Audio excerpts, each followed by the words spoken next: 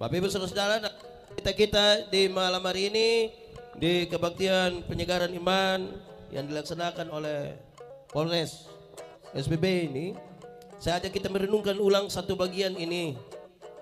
Efesus pasal 6 ayat 10 sampai ayat yang ke-20. Efesus 6 ayat 10 sampai ayat yang ke-20, yang sudah dapat katakan amin. Amin, betul. Separuh tidak buka Alkitab tapi itu. Efesus 6 ayat 10 sampai ayat yang kedua. Perlengkapan rohani. Akhirnya hendaklah kamu kuat di dalam Tuhan, di dalam kekuatan kuasanya. Kenakanlah seluruh perlengkapan senjata Allah, supaya kamu dapat bertahan melawan tipu muslihat iblis. Karena perjuangan kita bukanlah melawan darah dan daging, tetapi melawan pemerintah-pemerintah, melawan penguasa-penguasa, melawan penghulu-penghulu dunia yang gelap ini, melawan roh-roh jahat di udara. Berdoalah supaya dengan keberanian aku menyatakannya sebagaimana seharusnya berbicara, demikian firman Tuhan. Berbahagia setiap orang yang mendengar firman, memelihara dan melakukan dalam hidup setiap hari. Shalom. Itu terlalu pelan, kuat sedikit. Shalom. Lebih kuat. Shalom. Paulus meninggalkan jemaat di Efesus, padahal Paulus tahu bahwa jemaat itu jemaat yang kecil, tidak punya kekuatan politik yang besar, tidak punya kekuatan sosial yang kuat hidupnya. Paulus meninggalkan mereka padahal Paulus tahu bahwa dunia adalah medan pertempuran. Dunia adalah medan pertempuran. Karena dunia medan pertempuran, maka semua orang akan berhadapan dengan pertempuran. Baik orang kaya, baik orang kota, baik orang beriman, baik orang pintar, baik orang. Paulus mendefinisikan bahwa musuh kita ada dua. Ada berapa? Satu, musuh yang kelihatan. Tapi yang kedua, musuh yang tidak kelihatan. Kalau musuhnya kelihatan,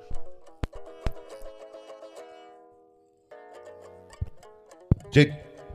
Kalau musuhnya kelihatan, mungkin agak gampang. Kalau dia datang dari sana, pegang pistol tinggal, kalau pegang panah tinggal, pegang batu tinggal, kalau tidak pegang apa-apa tinggal. Oh, kamu juga tahu itu. Itu kalau musuhnya Lalu bagaimana kalau musuhnya tidak kelihatan? Jemaat, di sini tidak ada jemaat. Ini kursi-kursi saja ini. Lalu bagaimana musuhnya tidak kelihatan? Jemaat, kalau corona itu kelihatan atau tidak? Kalau suanggi kelihatan atau tidak? Kalau suanggi kelihatan atau tidak? Di sini juga ada suanggi. Ada ikut ibadah juga dia. Terlalu lah. Ya. Paulus kasih tahu bahwa kita melawan tipu muslihat iblis. Iblis itu kerja tipu. Jemaat, tipu itu boleh kok tidak? Tipu boleh kok tidak? Kalau untuk kebaikan kita tipu boleh? Siapa yang ajar itu? Ulang, tipu boleh kok tidak? Tipu boleh kok tidak? Kalau untuk kebaikan kita tipu boleh? Tidak boleh. Tidak ada tipu untuk kebaikan. Tipu itu tipu. Satu tipu melahirkan tipu baru. Bapak, kenapa tidak ke gereja? Perasaan dengan pendeta tanya, beliau bilang, saya sakit Pak Pendeta, saya sakit. Ini tipu ini. Kita ketemu dia punya istri, kita bilang, ibu, bilang bapak ada sakit. Karena ibu tidak tahu, ibu bilang tidak. Kita ketemu dia, kita bilang, bapak, mama bilang bapak tidak sakit. Terus beliau bilang begini, sebenarnya saya sakit tapi belum kasih tahu mama. Satu tipu melahirkan tipu. Alkitab bilang, bapa dari segala penipu ialah iblis. Jadi pada waktu kita tipu, kita punya bapa nama. Di sini ada yang dia punya bapa nama begitu? Ada. Terlalu. Jemaat, ada satu anak kecil umur 1,5 tahun baru belajar bicara. Dia punya bapak kepala desa. Ini anak ini yang menarik, setiap kali dia kencing, dia minta dia punya bapak yang kaki kencing. Tapi karena bapak pejabat ini, Dia ajar dia punya anak-anak. Kalau ada yang mau kencing, adik kasih tahu. Kalau ada yang mau menyanyi, itu jurus berhasil. Setiap kali ada staff di situ, ini anak datang, papa, yo, adik mau menyanyi.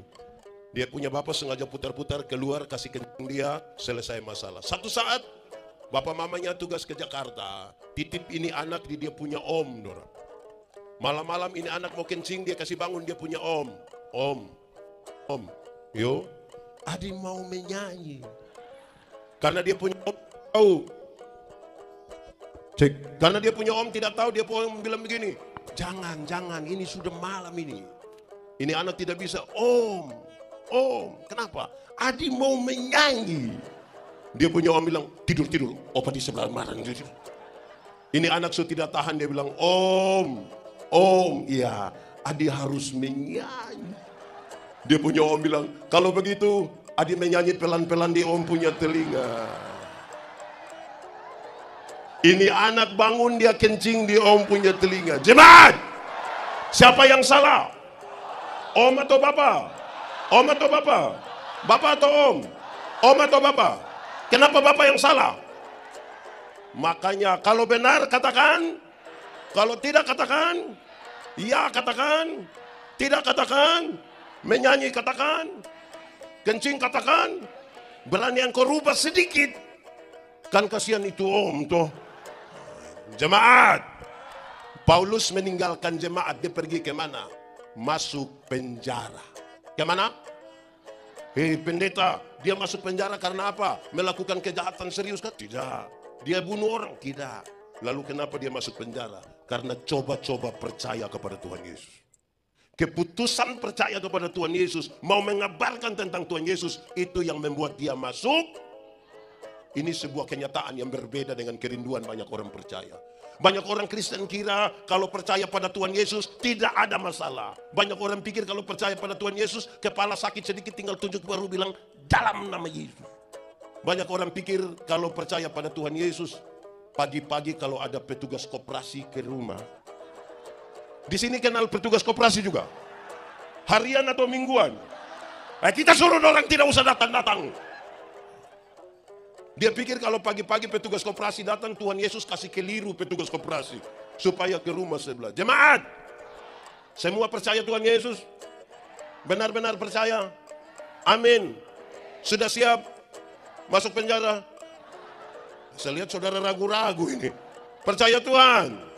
Amin. Siap masuk penjara? Tangkap Pak. Jemaat, waktu di dalam penjara itulah Paulus melihat ini serdadu pakai pakaian, pakai perlengkapan dari ujung kaki sampai ujung kepala. Berdasarkan itu dia menasihati jemaat. Dia kasih tahu, jemaat, su tidur ini, jemaat. Dia kasih tahu, walaupun kamu kecil tapi pakailah ikat pinggang yang namanya kebenaran. Jemaat, tahu ikat pinggang? Ada pakai ikat pinggang? Ada pakai? Tidak pakai. Ikat pinggang itu dipakai untuk? Ikat pinggang dipakai untuk? Kasih kuat celana. Hai, saudara, jemaat, serdadu-serdadu itu ketika mereka pakai ikat pinggang, di ikat pinggang itulah mereka menyarungkan pedang. Supaya apa? Bisa bergerak dengan bebas. Saudara bayangkan, kalau ada musuh datang dari sana, dia mau berkelahi atau tarik celana? Berkelahi, lama-lama dia mati. Supaya dapat bergerak dengan bebas, dia pakai ikat pinggang, namanya apa? Kebenar. Jemaat, ada dua kata dalam bahasa Indonesia, benar dan betul. Benar dan betul sama kok beda? Beda kok sama? Sama kok beda? Beda kok sama? Sama! Benar bisa berarti betul, betul bisa berarti, tapi dua kata yang sama ini sama-sama diberi awalan ke dan akhiran an. Benar akan jadi kebenar. Betul akan jadi, masih sama artinya? Beda. Sekarang saya mau tanya, jemaat, kalau hari ini saudara ikut ibadah di sini, kebenaran atau kebetulan? kebenaran. Saya kira memang kebetulan tidak ini kebenaran. Kalau Tuhan menebus saya dan saudara, kebenaran atau kebetulan? Kalau kita masih hidup hingga hari ini, kebenaran atau kebetulan? Mantap, saya geser sedikit. Kalau kita kulit hitam, kebenaran atau kebetulan? Kalau kita kulit hitam termasuk kebenaran atau kebetulan? Saya lihat saudara makin ragu-ragu di sini. Hei jemaat, kalau saudara ikuti iklan kecantikan kulit di televisi, semua iklan kecantikan kulit di televisi mengarahkan kita untuk mengatakan seolah-olah kalau orang kulit putih lebih baik dari kulit hitam. Akhirnya setiap kali yang kulit putih berdiri di depan yang kulit hitam itu dia macam gelisah bagaimana Dia macam gelisah dia. Ada lagu dulu bilang, biarlah yang hitam, jangan harapkan, mau pakai okerju tidak bisa. Saudara pakai pemutih maaf di wajah saja, leher ke bawah gelap lagi. Dan itu akan menggelisahkan saudara itu. Hei hancur itu. Jemaat, kalau kita rambut keriting kebenaran atau kebetulan?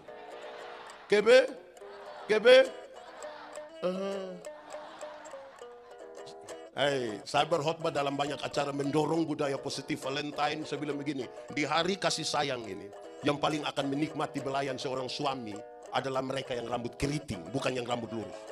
Tapi sebegitu pendeta, yang rambut lurus itu mungkin karena lurus kita belai tidak terlalu indah lah, tidak terlalu. Sayang, tidak.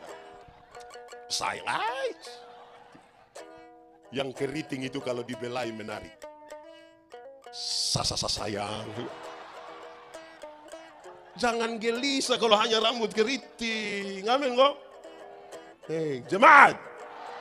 Karena itu hari ini saya orang Timur, saudara orang Maluku, ada orang Jawa, ada orang Sumatera, ada orang mana. Kita tidak pernah memilih, Tuhan waktu cipta saya dia tidak pernah tanya, Yandi, engkau mau Timur atau Australia? Dia tidak tanya. Langsung jadi. Hari ini kalau masih ada orang Indonesia Barat merasa lebih baik dari Indonesia Timur, minta maaf, Anda bermasalah dengan hidupmu. Karena kita tidak pernah memilih, kita tidak pernah. Amin. Jemaat, banyak orang merasa tinggal dalam kebenaran. Tapi apakah itu benar? Belum tentu. Kebenaran punya 3 dimensi. Kebenaran punya berapa dimensi? 3 kalau pakai bahasa Indonesia bilang 3.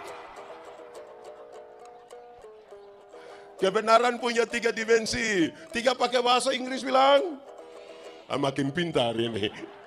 Pertama, kebenaran itu berdimensi legal. Berdimensi apa? Legalitas. Ikut aturan. Semua bentuk pelanggaran terhadap aturan Tuhan tidak mau, Tuhan tidak setuju.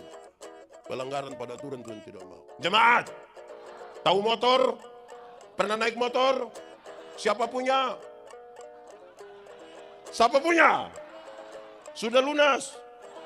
Mantap. Kalau saudara naik motor, pakai helm, ada SIM, ada STNK, lampu-lampu, kaca spion ada operasi lalu lintas di situ. Berani pergi? Kenapa berani? Karena ikut aturan. Coba kalau tidak ada SIM, tidak ada STNK, tidak pakai helm, lampu-lampu bermasalah, kaca spion bermasalah, ada operasi lalu lintas di situ, berani pergi? Berani pergi? Kenapa tidak berani? Kenapa tidak berani? Kan kamu om polisi toh. Kalau kita pakai helm, SIM, STNK ada, lampu-lampu ada, kaca spion ada operasi lalu lintas di situ, kita pergi. Sampai sana, polisi tidak tahan, kita putar kembali. Waktu kita putar, polisi tanya, kenapa kau kembali? Pak, tolong tilang saya. Ikut aturan itu mantap. Jemaat, di sini ada yang biasa langgar aturan. Biasa ada duduk di sini. Dia pakai baju warna. Jemaat Efesus itu sangat kecil. Yang mereka coba jalan ikut aturan saja orang anggap mereka bermasalah. Apalagi kalau langgar aturan. Pakailah ikat pinggang namanya. Kedua, saudara, kebenaran punya dimensi moral. Punya dimensi apa? Moralitas. Moralitas itu apa? Kesatuan antara pikiran, perkataan, perbuatan. Kenapa? Ingat, tidak semua yang kelihatan baik dibangun di atas moralitas dan motivasi yang benar. Tidak semua. Jemaat, ingat, tidak semua senyum tulus. Senyum itu baik atau tidak? Tapi tidak semua senyum tulus. Saya datang, saya bilang, "Shalom." Dia bilang, "Shalom." Saya lewat baru dia bilang, kelihatan baik. Ya, betul kok tidak? Jemaat, saya khotbah di bank-bank semua yang ada di Kupang. Saya bilang begini, ini ibu-ibu yang kerja di bank ini cantik-cantik semua. Mau lihat jauh atau lihat dekat tetap cantik. Mereka pakai pakaian bagus-bagus lagi, kerja di ruangan yang tertata rapi lagi, ber-AC lagi. Wih, kita pergi ke bank itu macam kayak tidak mau pulang. Macam kayak mau lihat-lihat terus begini. Kita baru naik di tangga terakhir dengan santun sekali mereka bilang begini, "Selamat siang, ada yang boleh kami bantu?" Terus saya tanya orang, "Ibu-ibu, siapa di antara ibu-ibu yang waktu bangun pagi lihat suami pas bangun?" Terus dia bilang, "Selamat pagi, ada yang boleh kami bantu?" Jadi kebenaran itu berdimensi moral. Jemaat, kami sharing tentang homiletika, ilmu berkhotbah. Orang tanya saya, "Pendeta, yuk, khotbah yang baik itu yang bagaimana?" Saya bilang, "Engkau punya maksud? Khotbah yang baik itu tulis atau tidak tulis, berapi-api atau berair-air?" Saya bilang, khotbah yang baik bukan soal tulis atau tidak tulis, bukan soal berapi-api atau berair-air. Khotbah yang baik ialah omong apa, buat itu. Jangan omong lain, buat. Tahu juga. Ada orang yang lebih parah, bahkan pikir lain, omong lain, buat hasilnya kelainan. Jadi kalau saudara ketemu orang kelainan itu kan tidak sinkron toh. Pikir lain, omong lain. Di SBB ada, dia ada di sini. FAM, itu bahaya itu, jangan masuk di situ, itu bisa bahaya itu. Karena itu kebenaran punya dimensi moral. Dia harus punya dimensi moral. Pertama tadi kebenaran punya dimensi apa? Regal. Apa? Biskuit. Pertama kebenaran punya dimensi. Kedua punya dimensi. Ketiga, sabar. Ketiga, kebenaran punya dimensi sosial. Apa? Sosialitas. Pakai bahasa sekuler itu apa? Solidaritas. Kenapa Tuhan bersolidaritas dengan kita? Kan dia sayang pada kita. Dia mau mati bagi kita, itu tanda solidaritas. Jemaat, pernah belanja di swalayan? Pernah belanja di swalayan? Pernah tawar di swalayan? Pernah? Kenapa tidak berani tawar di swalayan? Wih, kalau tadi swalayan itu ada yang berani tawarkan, kita bilang, "Kau bikin malu-malu." 99.900 diambil 100.000 dia kasih, orang mau kasih kembali permen satu, bilang, "Kau dapat saja, jangan ukur saya deh." Pemilik swalayan orang kaya atau orang miskin? Saudara lihat, beli di orang kaya tidak tawar. Tapi kalau pagi-pagi ada nenek-nenek bawa sayur, tawar atau tidak? Ini nenek ini susah, mungkin pulang jual sayur dia sudah mati. Tapi kita punya penawaran itu mengerikan. "Nenek, sayur berapa?" 3.000. Terus dia sengaja kaget. "Hah? 3.000? Bisa 9.000?" Bayangkan. Tawar sayur 3.000 jadi 9.000. Kadang-kadang tambah satu kalimat di belakang. "Bisa 9.000 kah? Nenek dorang tanam sendiri juga." Itu kalau saya yang jual, saya bilang, "Kau bawa gratis saja, bawa gratis kita." Tawar sayur 3.000 jadi 9.000, padahal turun dari Auto Innova. Di tangan kanan ada iPhone, tangan kiri ada Samsung terbaru. Pakai rantai selip berat 2 kilogram. Tawar sayur 3.000 jadi 9.000, itu durhaka itu. Jemaat, mulai besok tawar sayur terbalik dari itu. Tanya, "Nenek, sayur berapa?" 3.000. "Maaf nenek, bisa 3.000?" Kalau bisa tawar sayur 3.000 dari 3.000 hanya 3 kemungkinan. Kemungkinan pertama itu orang punya solidaritas yang kuat sekali, pantas dipuji, pantas ditiru. Tapi kemungkinan yang kedua mungkin makan puji itu. Atau yang ketiga mungkin gila juga. Kita yang tentukan kita ada di bagian mana. Supaya kita jelas kalau mau hidup dalam kebenaran itu 3 dimensi mesti ada. Pertama apa? Apa? 2, 3. Mantap. Pakailah ikat pinggang, namanya kebenaran. Lebih kuat, 1, 2, 3. Kasih tahu kawan di sebelah, 1, 2, 3. Jangan teriak di depan telinga. Yang kedua, pakailah baju zirah. Pakailah baju yang namanya Pakailah baju zirah yang namanya keadilan. Paulus menasihat begini. Kebenaran dan keadilan itu tidak bisa dipisahkan. Di mana kebenaran? Yang 3 dimensi tadi. Keadilan mesti ada di situ. Keadilan dan kebenaran itu seperti satu mata uang dengan sisi yang berbeda. Tidak boleh kebenaran jalan sendiri tanpa keadilan. Tidak boleh keadilan berjalan tanpa kebenaran. Keadilan itu dibutuhkan untuk apa? Supaya tuduhan-tuduhan yang dituduhkan kepadamu menjadi palsu. Maksudnya begini. Ini jemaat kecil ini. Ketika mereka beribadah, orang suka bilang begini, tahu itu manusia berdoa beribadah bagaimana itu? Roh apa yang naik didorong? Tidak usah bantah, tidak usah lawan, lakukanlah sesuatu dengan adil. Jemaat, pernah kau tidak mengalami orang omong saudara punama? Pernah? Padahal yang dia omong itu tidak benar. Pernah? Saudara macam mau bunuh dia? Pernah alami itu enak atau tidak enak?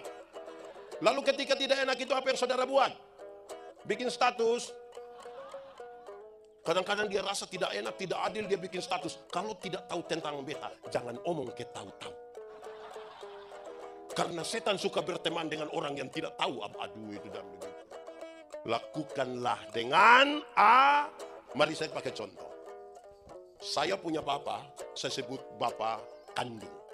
Saya punya istri, punya bapak, saya sebut. Saya punya bapak, saya sebut. Saya punya istri, punya bapak, saya sebut. Lalu saya angkat 100.000 kasih saya punya bapak kandung. Adil kalau saya ambil 100.000 kasih saya punya bapak mantu. Supaya apa? Sabar. Supaya ketika saya ambil 100.000 kasih saya punya bapak kandung, saya punya istri lihat dan dia marah. Kau ambil uang kasih kau punya bapak. Tanpa saya bicara, dia punya bapak yang kasih tahu dia. Jangan marah kau punya suami, dia juga kasih saya 100.000. Tuduhan menjadi palsu. Kalau saudara diperlakukan tidak adil, lakukanlah sesuatu dengan adil. Tuduhan menjadi palsu. Amin. Jemaat. Saya mau kasih tahu saudara, adil itu bukan sekedar berbagi yang sama. Adil bukan sekedar itu. Adil itu bukan sekedar ada 4 orang, roti 1 bagi 4. Adil bukan sekedar itu. Adil juga berarti yang kerja rajin menggunakan waktu dengan baik, dia lebih kaya dari yang pemalas. Adil. Itu adil. Yang rajin-rajin dia lebih kaya dari pemalas, ya memang adil. Betul kok tidak? Ini supaya malas lagi omong orang lagi. Di sini ada yang begitu. Sudah pemalas omong-omong orang lagi ada. Ada di sini. Coba tunjuk dia yang mana. Adil itu kalau saudara menuntut hak, lakukan juga. Itu adil. Adil itu kalau kita minta berkat-berkat jasmani kepada Tuhan, jangan lupa minta berkat-berkat. Kadang-kadang kita tidak adil, terlalu banyak minta berkat jasmani. Yang rohani kita tidak minta. Padahal semua yang jasmani itu akan berakhir. Jemaat, beredar di grup-grup WA itu bilang begini. Dengar, kalau sudah umur 50 tahun, cantik atau tidak cantik itu sudah tidak penting. Sudah tidak bisa lagi disembunyikan di balik lipstik dan bedak. Sudah tidak bisa. Waktu umur 20-30 itu kita rasa kita punya pipi ini kencang, kinclong sekali 30 itu. Sudah 50, meleleh ini pipi, meleleh ini. Saya punya teman waktu kami SMA, umur 16-17 tahun, dia tato Guns N' Roses punya lambang yang ada bangku kaki, melukis itu. Mantap, kulit bagus lagi, tinta bagus, kontrasnya dapat betul, mantap. Itu umur 17. Waktu dia umur 43 tahun, dia sakit, kami pergi lihat dia itu, saya juga sedih. Itu tato itu sudah bukan lagi seperti orang bangku kaki, seperti orang menyembah itu deh. Turun Bapak, turun. Ibu-ibu, di sini tidak ada ibu-ibu. Ini SMP semua. Ibu-ibu, kalau ada orang tanya bilang, ibu umur berapa? Terus ibu bilang 50. Dia sengaja kaget. Hah? 50? Macam 30, jangan percaya. Masa umur 50 macam 35, nah yang 15 di mana? Kalau ibu jalan dengan ibu punya anak perempuan, terus ada yang tanya, ini siapa saya? Ini siapa? Ini siapa? Terus ibu bilang, ini saya punya anak perempuan yang pertama. Terus dia sengaja kaget.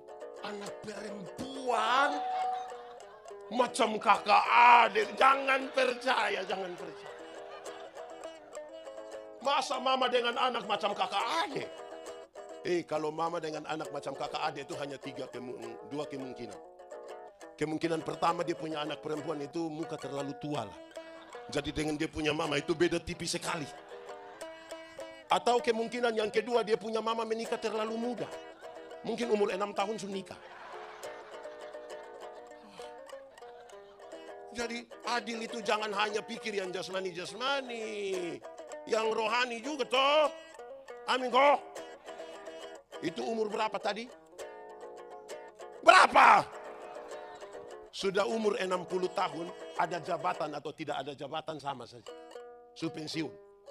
ASN, TNI, Polri, yang swasta dong perusahaan, rata-rata pensiun kan umur berapa?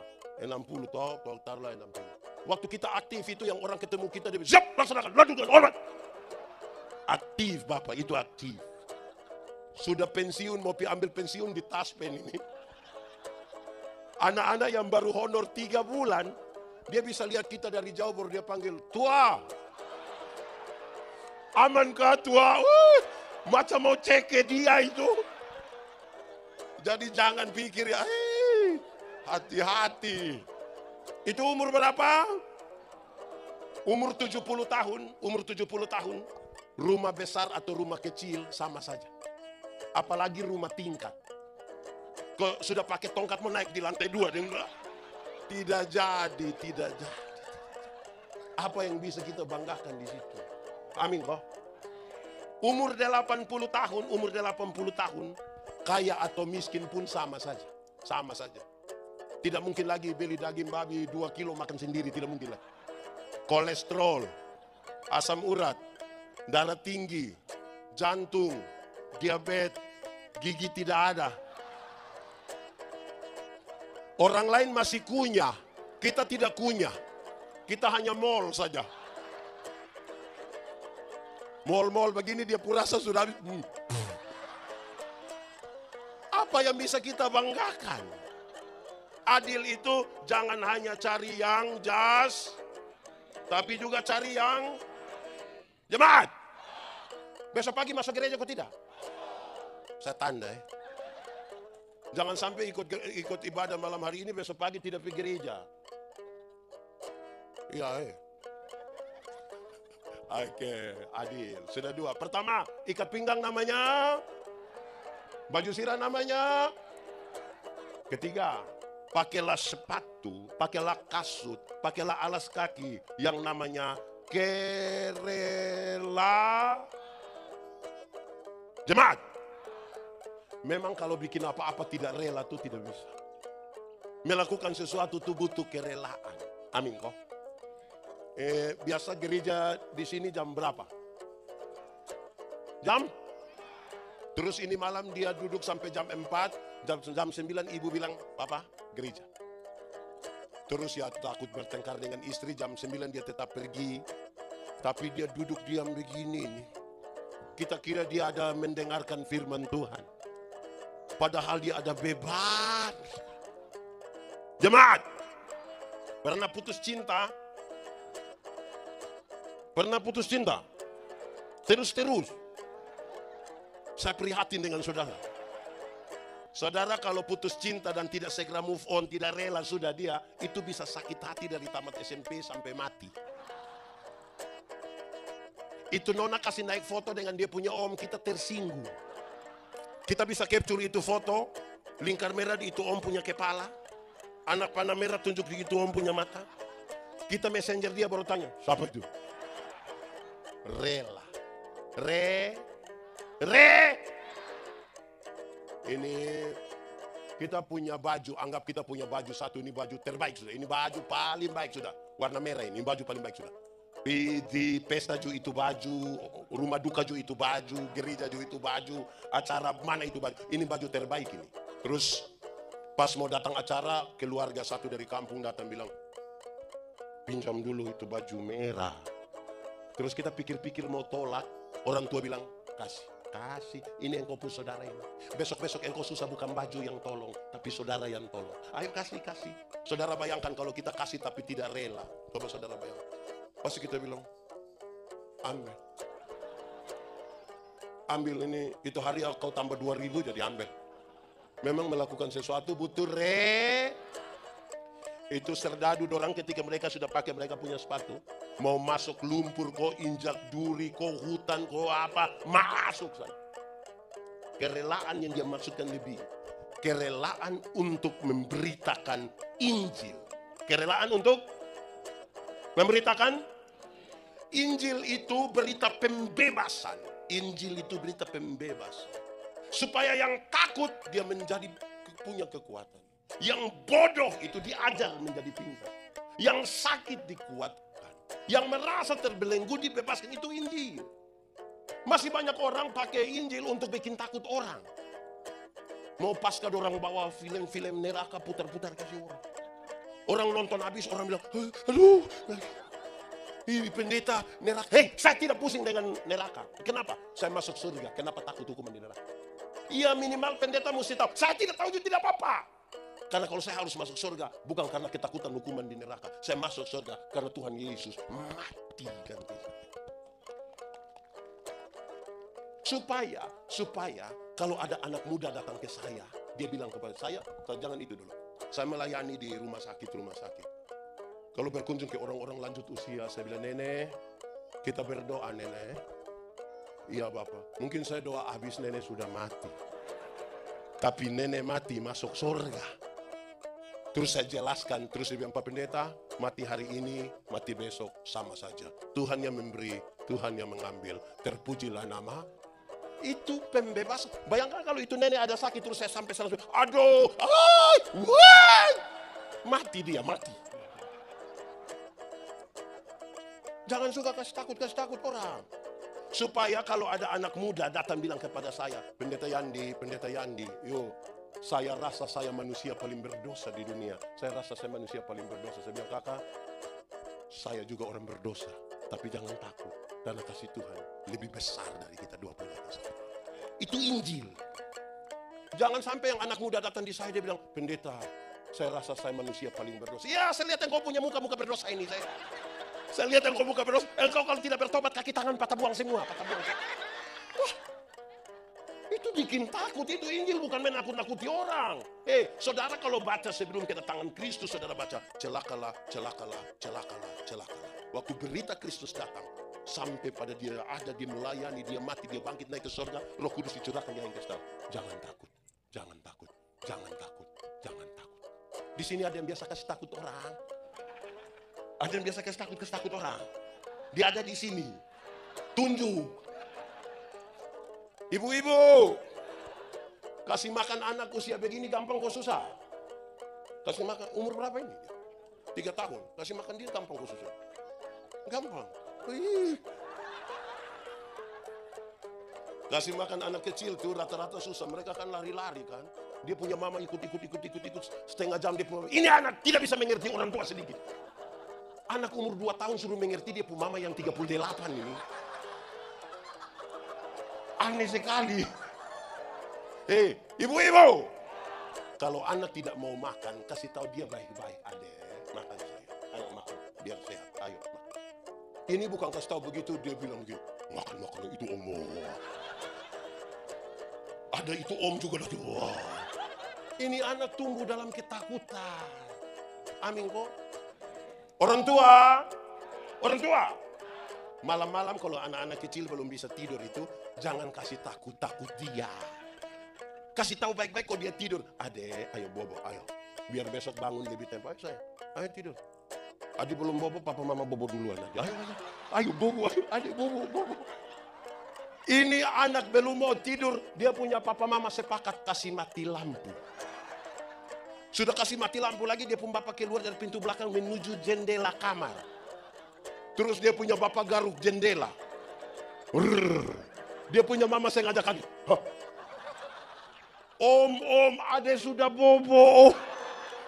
Ini keluarga tipu-tipu. Di SBB ada. Itu suami istri ada di sini. Tunjuk dia. Aneh saja kita hidup ini. Jemaat. Maksudnya begini. Saya cerita. Saya kalau pergi pelayanan di tempat yang jauh kalau sendiri, saya malas bawa mobil. Saya suka naik bis apa begitu. Satu malam, ini kisah lama sebenarnya, saya mau bercerita ulang. Supaya kalau orang menyampaikan Injil, dia sampaikan dengan rela saja, biasa saja. Saya pulang dari Atambua Kupang itu kira-kira 300 kilo. Kita naik bis itu kira-kira 7 jam. Itu rata-rata bis malam tuh kecepatannya tinggi sekali. Saya pulang pelayanan dari Atambua, saya duduk samping dengan satu laki-laki. Kami dua umur kurang lebih sama lah. Mungkin itu anak kenal itu om.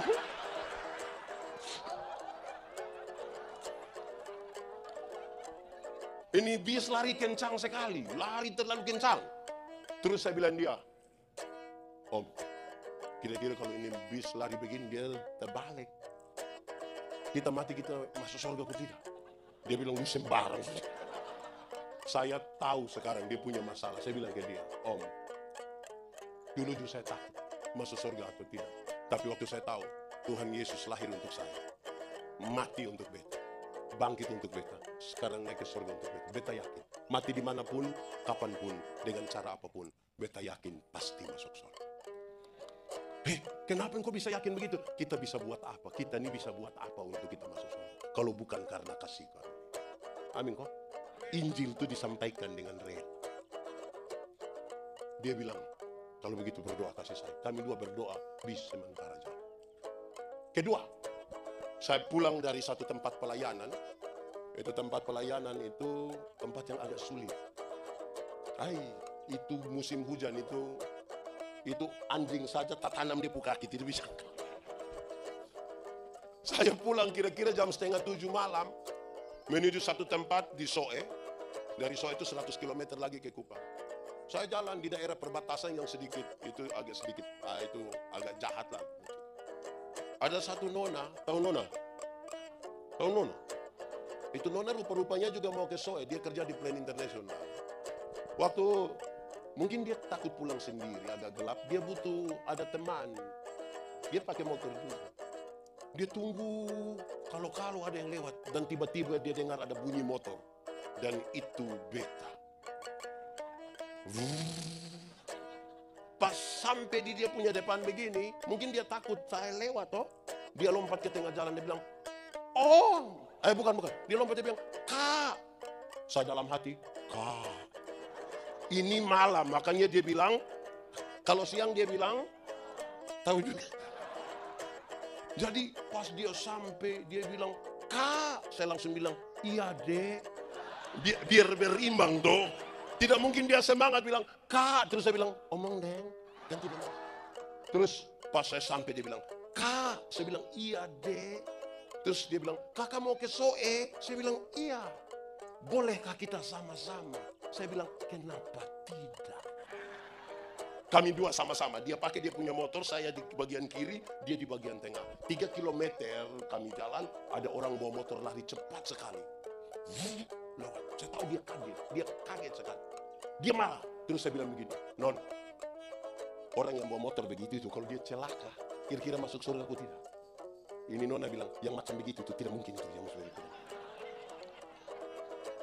Terus saya bilang begini, "Tapi kalau nona yang celaka, mati masuk surga atau tidak?" Dia bilang, "Tidak tahu. Kita klaim semua orang tidak masuk, kita sendiri tidak yakin." Saya tahu dia punya masalah. Saya bilang dia, "Nona, kakak juga dulu begitu. Kakak takut. Tapi waktu kakak tahu Tuhan lahir untuk beta, bangkit untuk beta, naik ke surga untuk beta, beta yakin. Mati kapanpun, dimanapun, dengan cara apapun, beta yakin pasti masuk surga." Terus dia bilang, sambil di atas motor dia bilang, "Kenapa kakak bisa yakin begitu?" Aduh, kita manusia, ini manusia berdosa. Kita berdosa, tidak mungkin kita masuk surga karena kita, kecuali kalau Tuhan menebus kita. Lantas dia bilang, "Kakak, kalau begitu kakak berdoa kasih beta." Kami dua berdoa di atas motor sambil jalan. Tapi kami dua tidak tutup mata. Berani kami dua tutup mata. Kami dua akan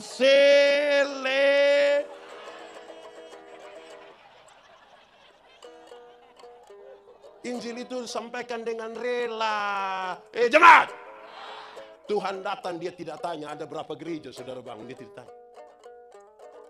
Dia tidak tanya ada berapa. Dia hanya tanya ada berapa jiwa yang kau mau datang kepada. Amin kok. Jemaat! Ada satu waktu Tuhan Yesus pergi ke Gerasa.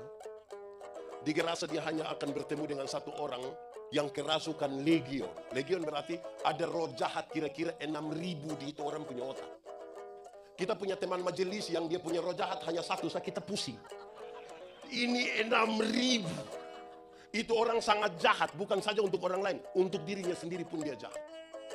Bahkan sudah dirantai taruh dia di kuburan. Ini manusia pantas mati, tapi Tuhan Yesus tidak datang kepadanya. Waktu Tuhan Yesus turun dan dia lihat, dia begini, "Hei, Yesus anak Allah, apa urusanmu dengan kami?"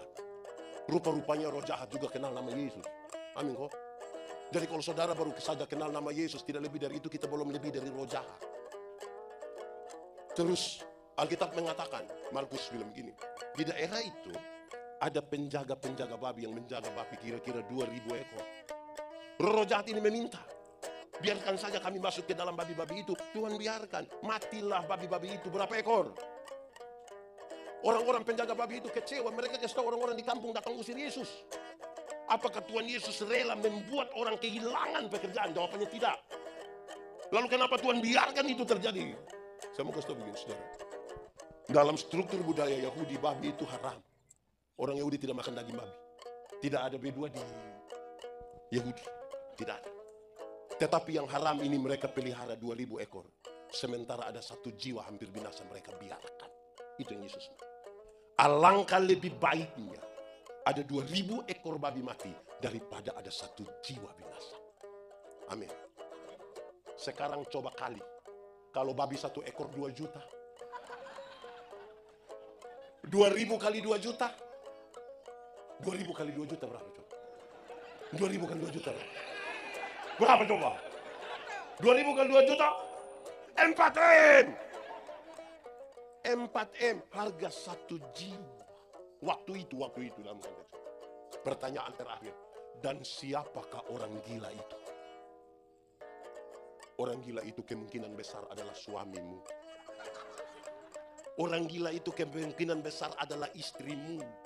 Ini banyak suami ini pemalas pergi ke gereja. Betul kok tidak? Misalnya ibadah. Jemaat! Kenapa di KKR malam hari ini mama-mama lebih banyak dari bapak-bapak? Apakah ini mama-mama janda semua? Jemaat! Ada suami-suami bilang begini. Kalau kita pergi tanya, "Papa, kenapa tidak datang gereja?" Dia bilang begini, "Pendeta, waktu pendeta kasih nikah saya dan ibu, kami dua telah menjadi satu." Jadi ibu sudah pergi, itu sama dengan... Memangnya kalau ibu sudah makan sama dengan papa makan? Ini ibu-ibu dong juga satu, ini ibu-ibu dong ini. Ini ibu-ibu orang ini kalau mereka cantik-cantik datang di gereja jalan sendiri. Pendeta tanya, "Ibu, kenapa jalan sendiri? Suami?" Terus dia bilang, "Ih, tahu sendiri." Nah ini tanda apa coba? Ini tanda apa? Sudah tahu suami begini, kenapa ambil resiko? Lakukanlah itu dengan Jemaat! Ikat pinggang namanya. Baju sirah. Sepatu. Oke, lanjut. Pakailah perisai. Perisai yang namanya imam. Pakailah perisai namanya Jemaat. Perisai dulu ada 2. Ada berapa? 2 pakai bahasa Indonesia? Pakai bahasa di sini? Dulu ada perisai yang kecil, taruh di tangan, untuk perkelahian pakai pedang 1 lawan 1. Ada perisai yang kedua, itu besar seperti tudung saji itu. Kenapa? Orang dulu itu kalau perang mereka pakai anak panah, pakai panah kan. Itu anak panah bukan saja tajam, tapi setiap kali mau panah, mereka celup dalam ter panas, bakar baru panah. Kalau kita mau pakai perisai kecil, kok tangki satu-satu, mati, langsung mati. Maka harus pakai perisai yang besar itu untuk melindungi diri. Kenapa? Tadi foto saya. Jemaat, kenapa harus pakai perisai iman? Kenapa? Karena ada banyak hal tidak kita duga. Manusia ini dia mut-mutan. Kadang-kadang ini dia datang kalau dia lagi enak-enak. Dia, Shalom semua, apa kabar? Aduh cantik-cantik, ganteng-ganteng semua. Aduh shalom, selamat pagi. Itu kalau dia lagi enak. Besok itu ketika mungkin pengaruh efek vaksin atau apa ya. Dia datang sudah muka asam saja begini. Terus kita bilang, ibu kok tidak seperti kemarin. Kok tanya-tanya. Itu kalau tidak pakai iman. Repot. Amin kok. Karena ada banyak masalah. Harus pakai. Jemaat sudah mati semua. Harus pakai. Jemaat. Hafal. Iman ialah. Omong. Iman ialah dasar dari segala sesuatu yang kita harapkan. Dan bukti dari segala sesuatu yang tidak kita lihat. Mari kita mulai. Dasar. Tahu dasar? Dasar itu fondasi. Tahu fondasi? Pernah lihat fondasi? Yang mana? Yang itu. Teori tentang fondasi bilang begini. Fondasi kuat, bangunan kuat. Fondasi miring, bangunan. Dia dasar dari apa? Dari yang kita harapkan. Harapan itu apa? Cita-cita masa depan. Idealisme, visi. Saudara mau jadi gubernur Maluku 2000 sekian-sekian? Tidak soal. Saudara mau jadi manusia terkaya se-Indonesia? Tidak soal. Yang ibu-ibu nona-nona mau jadi wanita tercantik CRT.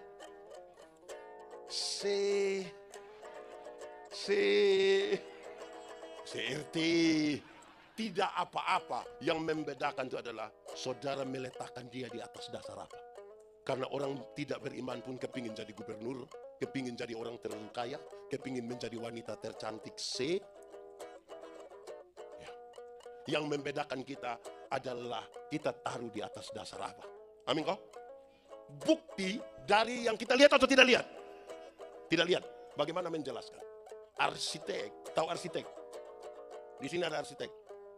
Dia punya nama. Arsitek itu waktu dia mau bangun, mau gambar sebuah gedung, dia taruh dulu di dalam kepalanya. Lantai berapa, pintu di mana, jendela di mana, tangga di mana, semua dia taruh di sini. Kelihatan atau tidak? Kelihatan atau tidak? Dari yang tidak kelihatan dia coba gambar pada satu kertas. Kelihatan atau tidak? Mulai kelihatan. Dari gambaran di kertas itu, dorang mulai membangun satu gedung. Amin. Waktu gedung sudah bagus-bagus, kan orang mulai datang foto-foto toh. Ada yang begini, ada yang begini. Pertanyaannya, waktu saudara yang foto-foto di muka gedung baru itu, saudara tahu kekuatan-kekuatan daripada gedung itu? Saudara tahu? Siapa yang paling tahu? Yang menggambar dan yang mengerjakan. Karena itu dia bilang, dalam segala sesuatu, pakailah perisai. Namanya, karena kita semua punya masalah. Jemaat! Saudara punya masalah? Punya masalah? Tidak usah omong. Saya lihat yang ini muka masalah semua. Masalah ialah kesenjangan antara harapan dan kenyataan. Harapan menikah dengan dia, ternyata dia nikah dengan kita pun teman. Masalah kok tidak? Harapan menikah umur 28, sekarang 36. Bangun dia dalam Saudara, salah satu teori tentang menyembah Tuhan dalam roh dan kebenaran, salah satu ya, ada banyak, saya sebut satu dalam konteks ini. Dia mau bilang begini, menyembah Tuhan dalam roh dan kebenaran bukan reaksi emosional, tetapi sebuah respon iman. Ada orang punya suami meninggal, kalau suami meninggal sedih kok tidak? Saya lihat ke ibu-ibu tidak terlalu sedih. Kalau suami meninggal sedih kok tidak? Nah, sedih, orang yang beriman, dia bertanya, apa yang saya imani tentang kematian? Waktu dia bertanya tentang itu, dia bilang, oh saya imani tentang kematian adalah mati bukan akhir dari segala sesuatu. Mati adalah tempat di mana kita diubah dari tubuh yang dapat binasa ke dalam tubuh yang tidak dapat binasa. Supaya kita dapat hidup bersama-sama dengan Kristus dalam kekekalan di surga. Berdasarkan respon iman itu dia menyanyi, sabar dalam. Saudara tidak tahu ini lagu? Tidak tahu ini lagu? Nah, kenapa suruh saya solo? Sabar, sabar, apa?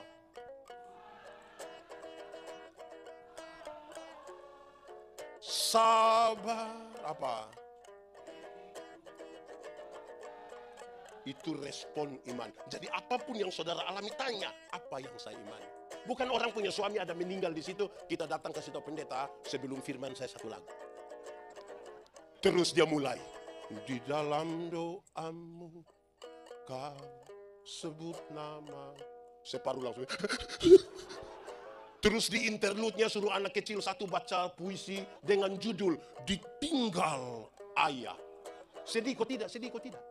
Semua menangis terus menyanyi, habis dia bilang, semua menangis. Reaksi emosional itu. Orang sudah kedinginan, jangan celup lagi dia di dalam kolam.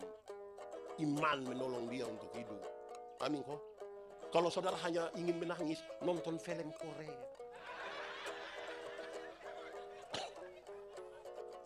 Iman. Amin kok. Jemaat.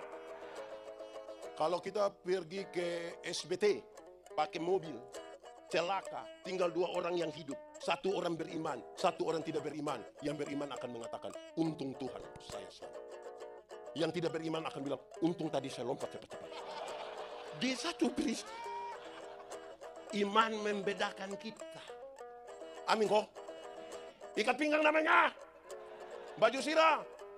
Sepatu. Perisai. Oke, lanjut. Ini terlalu banyak. Tapi hati-hati, saudara jangan tertawa terus. Saya punya istri bilang saya, Bapak pikir Papa khotbah bagus. Saya bilang, Mama, orang undang saya ini. Hei Papa, coba tanya orang yang ikut Papa khotbah. Jangan sampai dong pergi hanya mau ketawa-ketawa saja. Dong pikir Papa Sule. Jangan sampai waktu dong pulang dong bilang, kau rugi tidak ikut pendeta Yandi khotbah. Kok? Iya. Dia bilang apa? Tahu. Yang penting kita tertawa. Aduh, nah ini kita pusing. Tapi saudara hafal toh? Ada hafal. Saya tanya ulang, bisa? Yang jawab benar dapat sepeda. Ikat pinggang, baju sirah, sepatu, perisai. Bisa dapat sepeda. Jemaat, berarti ada hafal. Saya istri bilang, Mama salah toh. Jemaat sini hafal kok. Kelima, pakailah ketopong, helm, alas kepala, masker, bukan masker bengkoang. Itu penutup kepala yang pakai balek itu, yang hanya kasih keluar mata itu. Namanya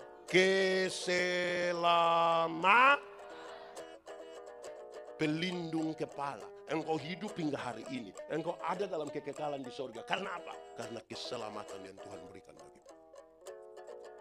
Itu. Dia nasihat ini jemaat-jemaat kecil di Efesus. Kamu jangan takut. Kamu masih berdiri hingga hari ini karena Tuhan bekerja. Dia membuat engkau berdiri begini. Pelindung kepala, nama keselamatan. Orang-orang pekabaran Injil suka pakai. Saya kira semua tahu, saya bicara ulang saja. Orang pekabaran Injil suka bilang begini. Dosa itu apa? Dosa itu melanggar kehendak Allah. Betul? Betul kok tidak? Satu hari langgar kehendak Allah berapa kali? Banyak kok sedikit? Bisa hitung kok tidak? Sendiri buatnya sendiri tidak bisa hitung. Tapi orang pekabaran Injil bilang begini. Anggap saja satu hari kita buat dosa 3. Berapa? 3 pakai bahasa Inggris? Dosa pikiran 1, dosa perkataan 1, dosa perbuatan. Kalau satu hari 3, 1 bulan berapa? 3 kali 30 hari 90. Kalau 1 bulan 90, 1 tahun berapa? 90 kali 12 bulan berapa? 1080. Taruhlah 1000. 1 hari 3, 1 bulan 90, 1 tahun berapa? 1000. Sekarang kalau 1 tahun 1000, coba masing-masing kali dengan dia umur. Pendeta Yandi umur 46 tahun sekarang. Kalau kali 1000, 46 kali 1000. Berapa? 46.000. Dengan 46.000 itu pendeta yang di surga. Itu 1 hari 3. Itu baru tanya dia yang umur 46. Jangan coba-coba tanya dia yang 50. 60. Ngeri. Itu 1 hari berapa? Apalagi kalau 1 hari tidak bisa hitung. Jadi kalau kita masih ada hingga hari ini. Kenapa? Keselamatan yang Tuhan kasih. Amin kok. Jangan bagai. Tuhan kasih kita selamat. Amin kok. Oke. Ikat pinggang. Ikat pinggang. Baju sirah. Sepatu. Perisai. Ketopok. 5 hal yang Paulus ajarkan pertama pada jemaat. Itu kelengkapan bertahan. Kelengkapan apa? Jemaat. Suka nonton sepak bola? Real Madrid atau Barca? Barca atau Real? Real atau Barca? Real atau Barca? Yakin Real? Saya mau kasih tahu saudara. Real itu hebat-hebat begitu, tapi kalau dia hanya bertahan, itu lawan SBB juga kalah.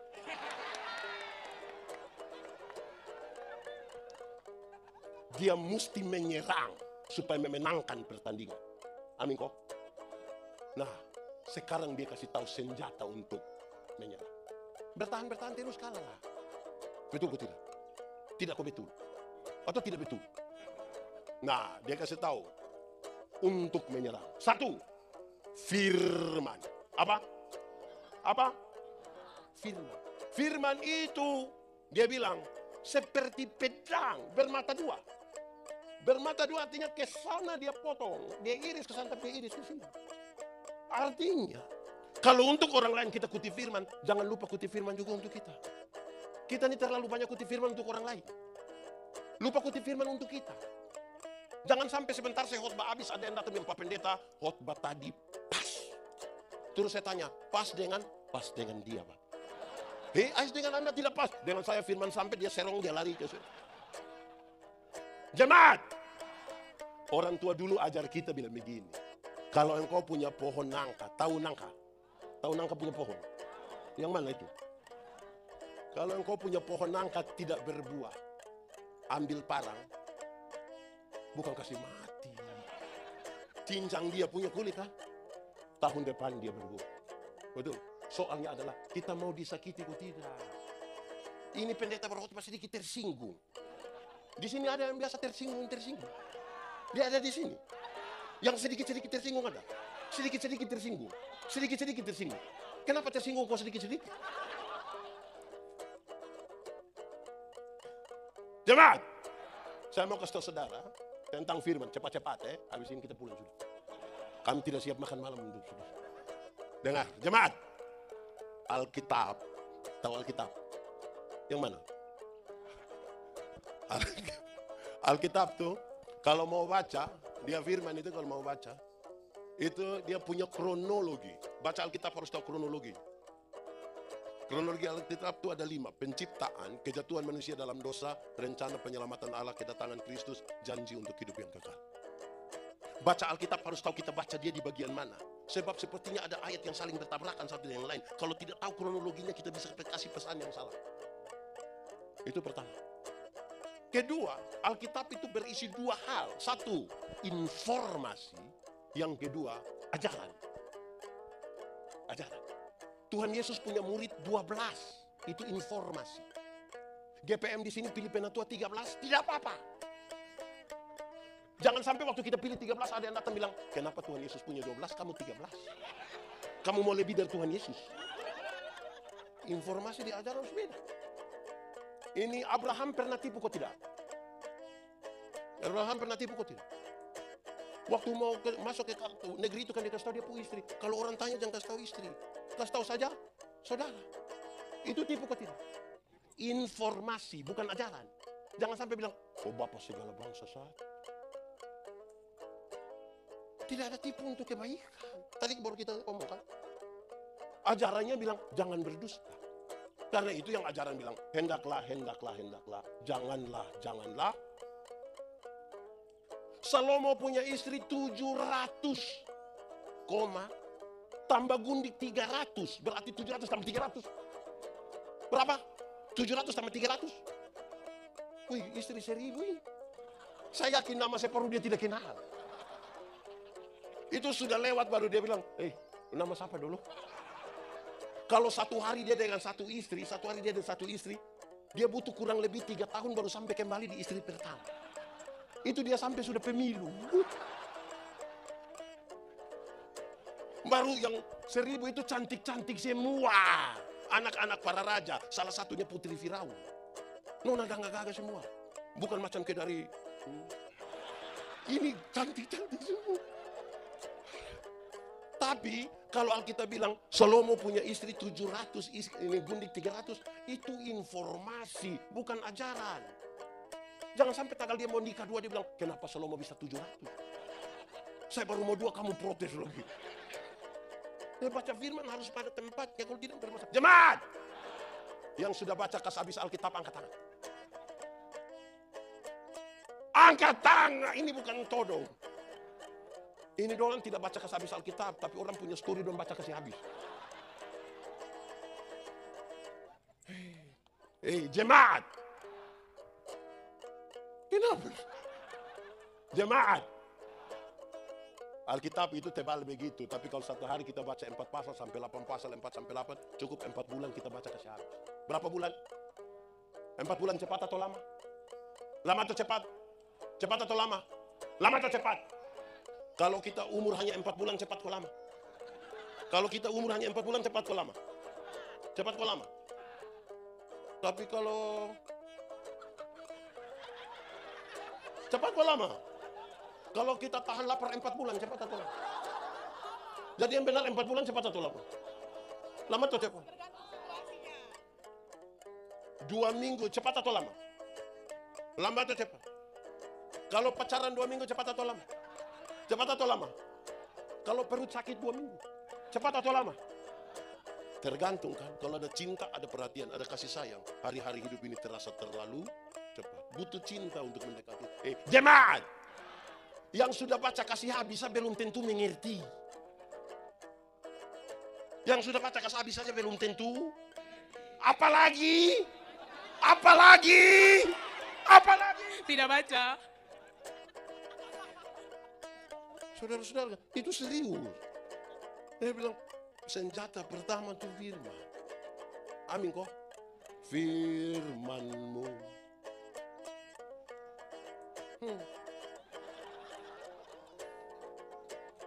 Oke, itu senjata pertama. Senjata kedua, hafal. Ikat pinggang, baju sirah, sepatu, perisai, ketopong. Senjata pertama. Senjata kedua, doa. Apa? Jemaat. Doa itu relasi. Doa itu relasi, bukan kata-kata. Banyak orang terlalu sibuk dengan kata-kata sampai lupa membangun relasi. Padahal doa itu relasi, bukan kata-kata.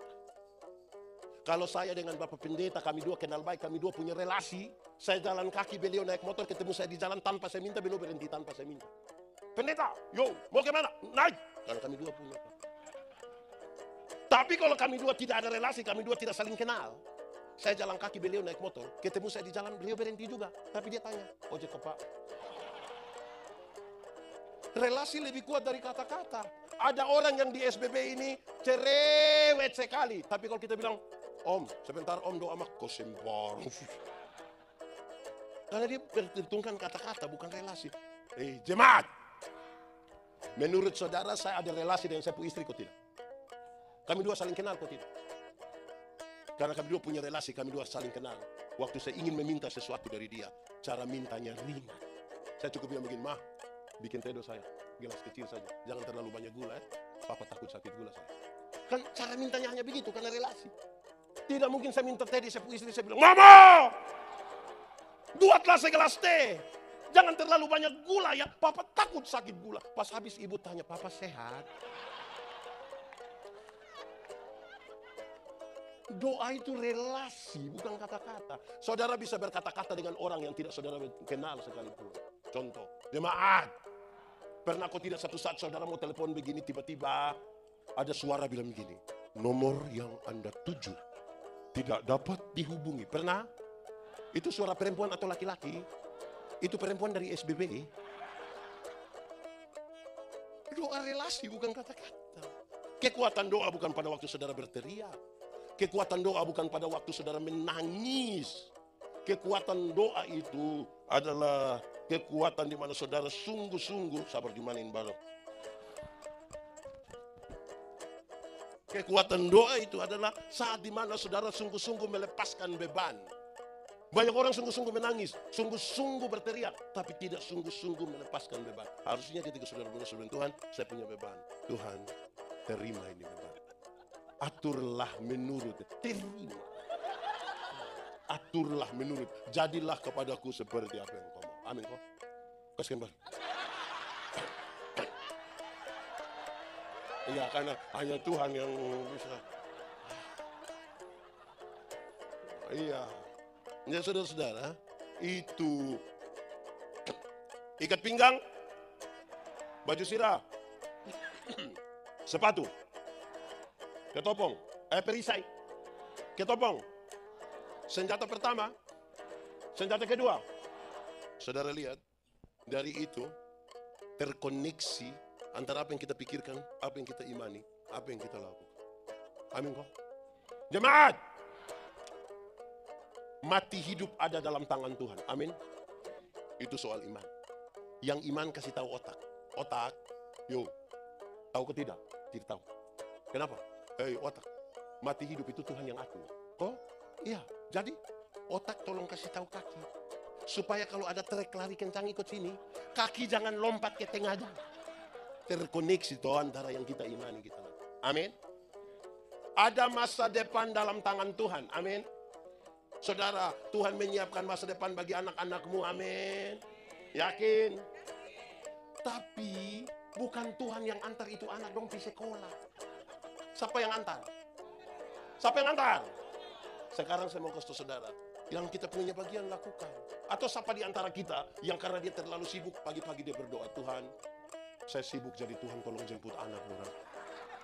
Tuhan yang jemput kita pulang menangis, ibu, menangis. Jadi yang bagian kita lakukan saja. Amin kok. Di musik sih. Ikat pinggang. Kuat sedikit. Ikat pinggang. Baju sirah. Sepatu. Perisai.